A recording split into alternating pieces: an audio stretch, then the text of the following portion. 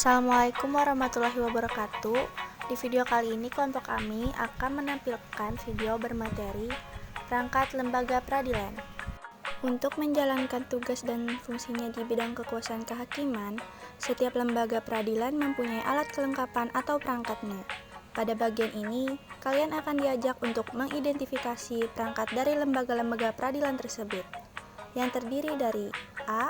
Peradilan umum, B. Peradilan agama, C. Peradilan militer, D. Peradilan tata usaha negara, dan yang terakhir E.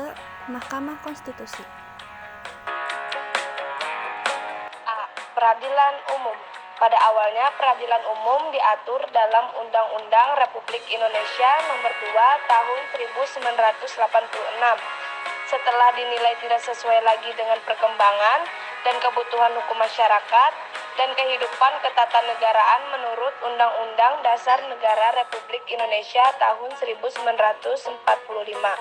Lalu undang-undang ini diubah dengan Undang-Undang Republik Indonesia Nomor 8 Tahun 2004 tentang perubahan atas Undang-Undang Republik Indonesia Nomor 2 Tahun 1986 tentang peradilan umum, dan Undang-Undang Republik Indonesia Nomor 49 Tahun 2009 tentang perubahan kedua atas Undang-Undang Nomor 2 Tahun 1986 tentang peradilan umum. Berdasarkan undang-undang ini, kekuasaan kehakiman di lingkungan peradilan umum dilaksanakan oleh pengadilan negeri, pengadilan tinggi, dan Mahkamah Agung. 1. Pengadilan negeri. Pengadilan negeri mempunyai daerah hukum yang meliputi wilayah kabupaten atau kota dan berkedudukan di ibu kota kabupaten atau kota. Pengadilan negeri dibentuk berdasarkan keputusan Presiden. 2. Pengadilan tinggi. Pengadilan tinggi merupakan pengadilan tingkat banding. Pengadilan tinggi dibentuk dengan undang-undang. B. Peradilan agama. Peradilan agama diatur dalam Undang-Undang Nomor 3 Tahun 2006 tentang perubahan atas Undang-Undang Nomor 7 Tahun 1989 tentang peradilan agama. Kekuasaan kehakiman di lingkungan peradilan agama dilaksanakan oleh pengadilan agama dan pengadilan tinggi agama. Kekuasaan kehakiman pada peradilan agama berpuncak pada Mahkamah Agung.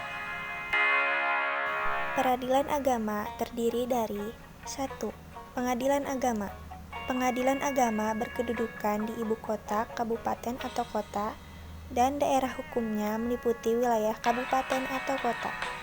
Pengadilan agama merupakan pengadilan tingkat pertama dan dibentuk berdasarkan keputusan Presiden atau Kepres. 2. Pengadilan tinggi agama.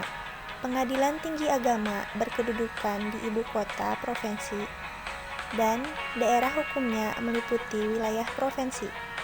Pengadilan tinggi agama merupakan pengadilan tingkat banding. C. Peradilan militer. Peradilan militer diatur dalam Undang-Undang Republik Indonesia Nomor 31 Tahun 1997. Dalam undang-undang tersebut, yang dimaksud dengan pengadilan adalah badan yang melaksanakan kekuasaan kehakiman di lingkungan peradilan militer yang meliputi pengadilan militer, pengadilan militer tinggi, pengadilan militer utama, dan pengadilan militer pertempuran.